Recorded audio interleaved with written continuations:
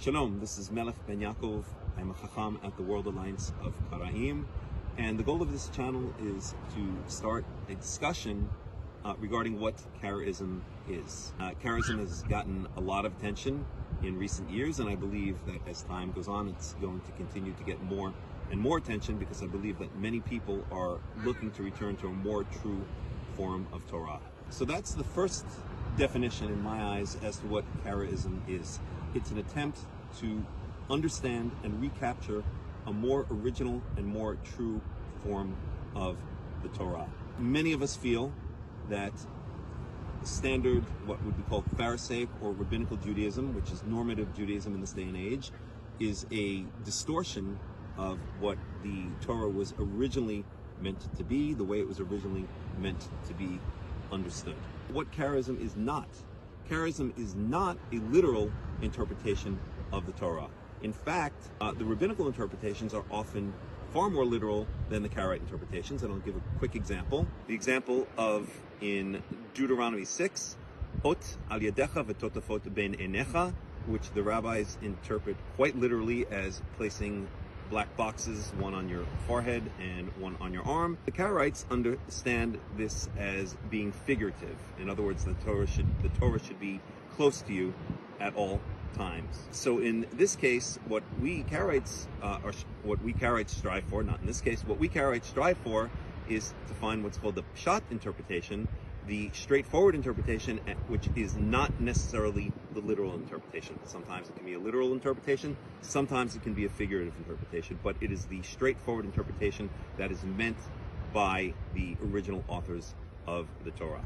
The second definition of what Karaism is, it's an attempt to understand how the ancient Israelites, and when I say the ancient Israelites, I mean the Israelites of the First Temple period and before the First Temple period, because the word ancient can mean a lot of different things. It's an attempt to understand how the ancient Israelites understood and perceived the Torah.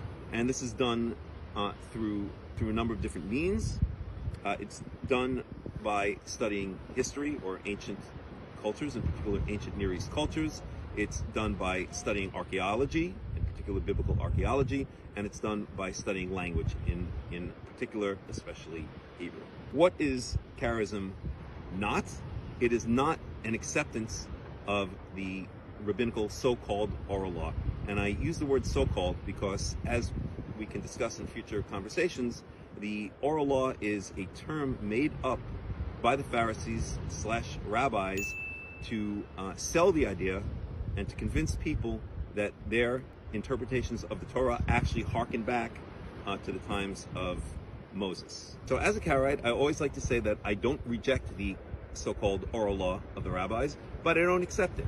If the rabbis have an idea that is logical, that stands the test of being a faithful interpretation of the Torah, as best as we can understand, then I'm happy to accept it.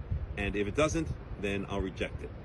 Whereas, let's say, rabbinical Jews will almost always accept the rabbinical interpretations of the Torah. Thirdly, how would I define Karaism? It's an attempt, as I mentioned, to return to the source, but also we do not live in ancient times. I'm not driving around I'm not riding around on a donkey, living in a stone house. So I look at the way the Torah develops, or the way that the ancient interpretations, the ancient understandings of the Torah can be applied in our modern age as a spiral.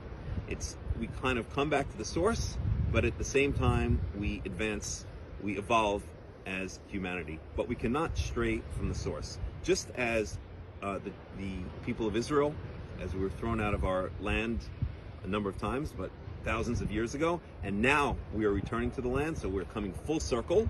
But our modern existence in Israel is not the same as our ancient existence. So this is what Karaism is in my eyes. We left the original Torah.